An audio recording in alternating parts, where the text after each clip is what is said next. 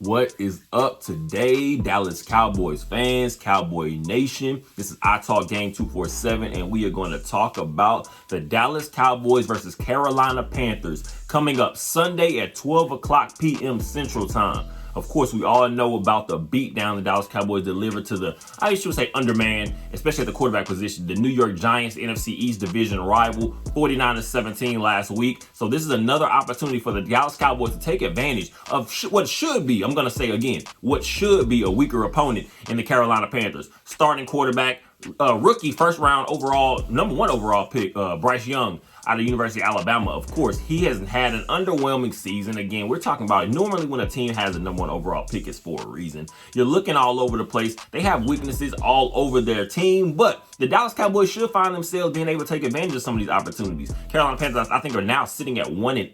The Dallas Cowboys sitting at 6-3, trying to improve that record because, again, we do know the NFC in general is all over the place. And again, a lot of things are still up for grabs right now. But the Dallas Cowboys, we do have some NFC losses, so that could, I guess you want to say in a way, dictate some of these matchups potentially. So the Dallas Cowboys have got to start to hit a winning streak, start to hit a stride, because to get yourself back in the mix of being one of those upper top level teams in the conference, we're going to have to take advantage of teams that we should easily beat. So this is going to be a game to tap into a little bit because, again, the Dallas Cowboys themselves, we're starting to hit our stride, especially offensively. I'm going to say we do know the talent that CeeDee Lamb is, the talent that Brandon Cooks is, and what Dak Prescott has done pretty much, I want to say, for about the last month of the season. It's been a sight to see because we have seen a lot of adjustments, especially coming off the bye week. The Dallas Cowboys, but initially, prior to the bye week, we saw a little bit of this just laboring offense. It was so simplified to the point, I guess you want to say,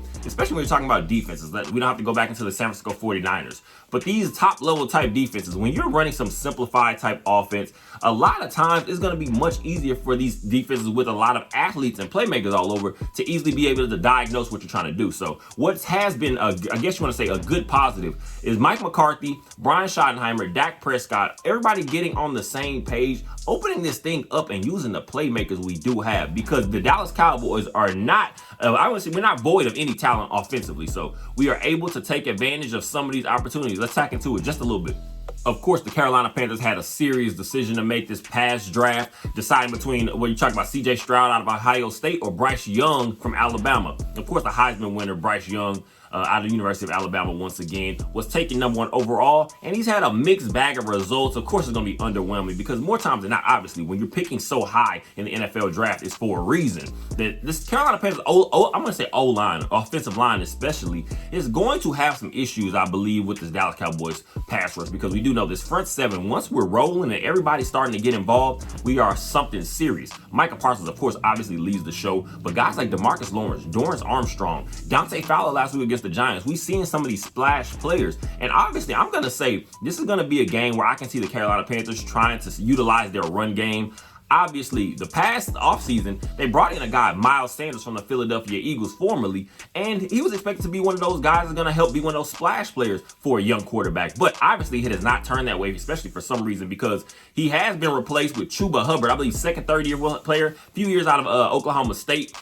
And Chuba Hubbard, to me, is more one of those one-cut downfield, not really elusive, but he's going to be a slow grinder type running back in this game. Again, we're not talking about bruising or anything, but he's going to get downfield as much as he can. So the Dallas Cowboys are going to have to be able to lock that down. And one thing is for sure, if the Dallas Cowboys defense especially is able to limit Bryce Young early, especially early as possible, we're going to be in a great position, because I don't feel like this is going to be a game where you're going to have to heavy blitz. We have seen, of course, a guy like Deron Bland, which I'm not trying to jump out too early. We're going to say all pros or anything right now, but so far in this season, Deron Bland is sitting, obviously has another interception against the New York Giants. Deron Bland is sitting at a nice spot because we're talking about 5 interceptions in his second season, already following up what he did in his rookie season last year, playing predominantly out of the nickel corner spot. Deron Bland had 5 interceptions last year, so sitting at 10 interceptions in less than 2 full seasons, Deron Bland is showing himself to be a playmaker on that side of the ball. And possibly that's the guy we're going to be looking at to play opposite of a Trayvon Diggs, if fortunately to get him back at a healthy rate next season. We're going to have now our 2 outside cornerbacks potentially, and now working around the rest of this defense. But just being able to take that, we do know the Carolina Panthers, of course, longtime Minnesota Viking, Adam Thielen, having a nice solid season. I believe 68 catches, I believe, about 600 yards. This is a guy, 4 touchdowns. This is a guy that still has the ability to make some plays here and there. So the Dallas Cowboys cannot get lazy. Again, we saw already what happened early on in this season against the Arizona Cardinals. You're going to have to lock in. You're going to have to stay focused because, again, the last thing you can do with some of these young teams, I don't want to say void of talent, but are not as talented as you on paper. And let's always start there. On paper, you cannot let these young teams stay involved. You cannot let these young teams feel as if they're in the game for too long because weird things happen. This is football. We know things can go crazy if you let bad teams stick around. So as long as we come out there, attack as early as possible, I feel like we're good to go. I don't believe tight end Hayden Hurst will play for the Carolina Panthers. I believe he's questionable as of right now. So we'll see how that goes. But as many weapons you're taking away from a guy like Bryce Young, he is going to be in trouble. I believe 8 touchdowns, 7 interceptions, about 1,500 yards passing.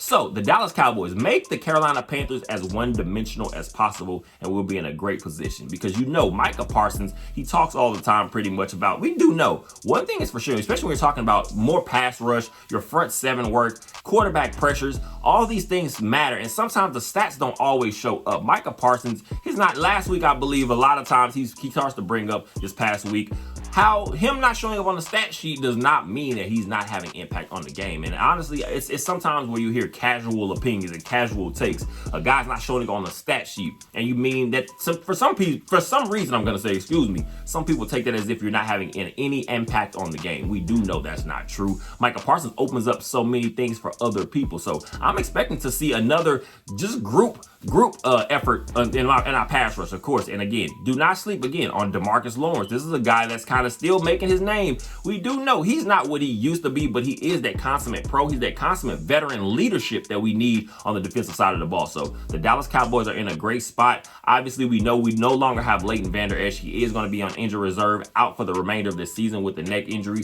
Lots of questions are going to be about Leighton Vander Esch's future. Damone Clark, this is now his linebacker group. Obviously, we lost a guy like DeMarvion Overshown prior to the regular season, so we're losing some bodies, but obviously we added in a guy, Rashaan Evans, out of a free agency a few weeks ago. So we're going to be able to get him in the mix now because now it's going to be vital and mandatory. So Damone Clark, I want to see these guys continue to just lock up that run game as early as possible. We obviously saw Mozzie Smith have a solid game last week too. So we're going to get Mozzie Smith in the mix a little bit more. Of course, Jonathan Hankins. But the front seven is very important. That's where it all is going to start in this game. Control the line of scrimmage. Make the Carolina Panthers one-dimensional. And the Dallas Cowboys should be on the way to another comfortable win. Of course, as always, Dak Prescott is going to be a topic of conversation. National media, local media, all that stuff anyway. Obviously, after the San Francisco 49ers debacle, this is the disaster of the game that was. Dak Prescott over the last 4 games throwing for over 1,300 yards,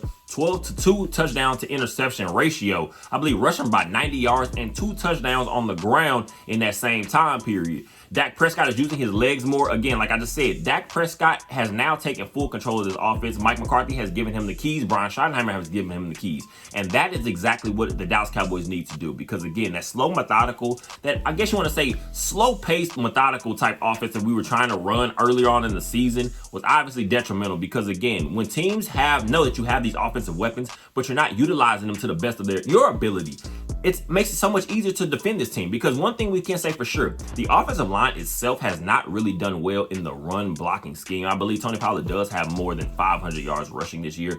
And I'm not even sure how at this point, because you're watching games and sometimes it's like slow plodding. Now, at the same time, I want to say our offensive system could be a little bit tweaked when it comes to the run game, because what we're going to be asking for Tony Pollard for, and the way I see it, especially with the O-line that we do have, Terrence Steele has not played well this season. So far in the season, I'm not going to count him out yet, but there are definitely lots of questions on Terrence Steele because obviously he just got that extension. And coming off the injury, I believe the torn ACL, we're not seeing him playing well at all. And I'm kind of worried just because Terrence Steele, this is one of these guys. Of course, he was not like a highly touted player coming out of college or anything, out of Texas Tech. So we're going to ask ourselves, was he just having a hot streak? Was he having a hot stint, I guess, with this team? And of course, getting paid off of that. And now he's back to what he probably really is. I'm not sure, but we have got to shore that thing up. So what's going to help this run game, I'm going to say, is getting Tony Pollard out on the edges more than we have been.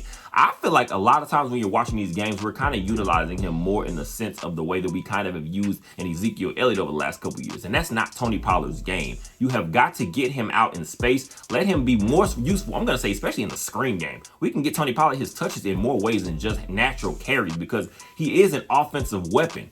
Now, Rico Dowdle is another guy that I want to say we should be using more. And now you can use him in that sense of downfield like Ezekiel Elliott was using these last years with the Dallas Cowboys. Rico Dowdle's a hard runner. He's not a guy that you're going to naturally be able to take down with just one-on-one tackling. So he's going to be a guy that I want to see used, especially like I think I said after last game against the Giants, especially.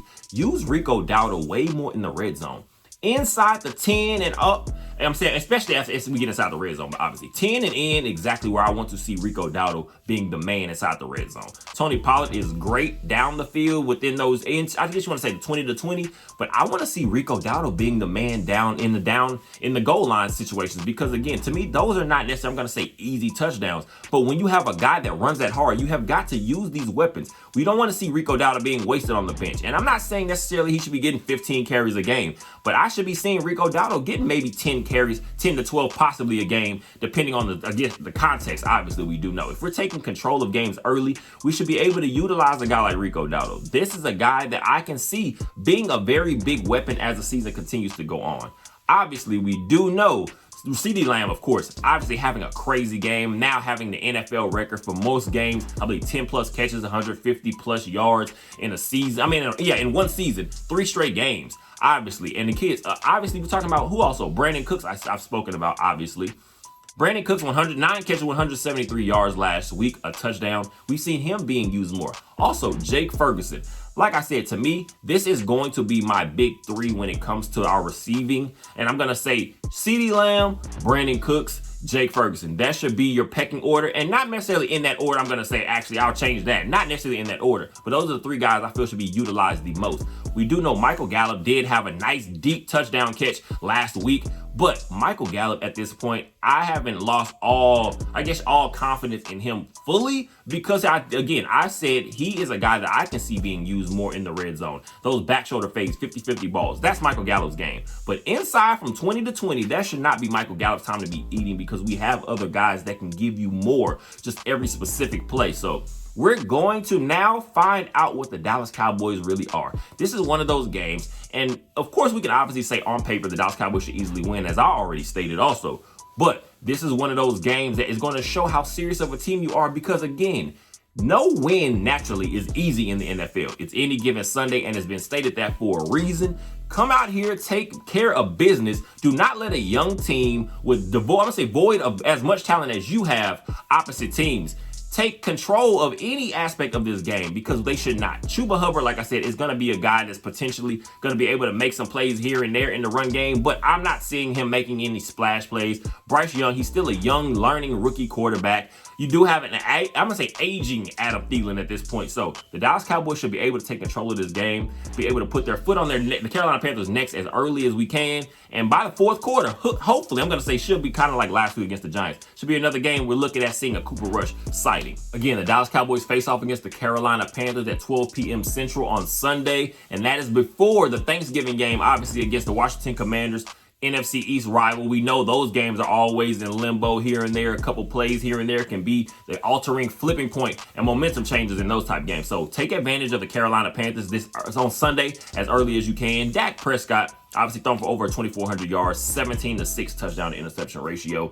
Obviously being supplanted, you hear his voice now, his name now being kind of mixed into the MVP possible conversations. This is where you now need to start to kind of hit that trajectory, that upper trajectory, because we are going to be facing off against better teams as the season goes on in these coming weeks. The Seattle Seahawks, the Detroit Lions, the Buffalo Bills, the Miami Dolphins, the Philadelphia Eagles once again. So we have now, I guess we're finding ourselves the Dallas Cowboys in an opportunity to be able to show people that this team is serious. And now, Dak Prescott, be able to show people that you are one of the top level quarterbacks in this league. I don't get into the top 5, whatever it is, top 10, but I'm talking about just a guy that you can count on to win you some games against better teams. But it starts this Sunday against the Carolina Panthers. CeeDee Lamb, I'm expecting, of course, obviously he should be going over 1,000 yards this coming week. He obviously is fully confident. He says himself after the game, he's one of those receivers. I'm one of the best receivers in this game. And if you don't believe me, we'll see again on Sunday. So Dak Prescott, CeeDee Lamb, Jake Ferguson, Micah Parsons, Brandon Cooks. We can continue to go on. Deron Bland. Let's get this job done. Let's get to Thanksgiving against the Washington Commanders, and let's start to hit a nice stride for the remainder of this season, heading to possibly what we should see, hopefully, is a nice playoff run for the Dallas Cowboys. I appreciate you guys for always supporting. I appreciate the comments. Go ahead and subscribe. Go ahead and share. Keep all that good stuff rolling. And as always, go Cowboys.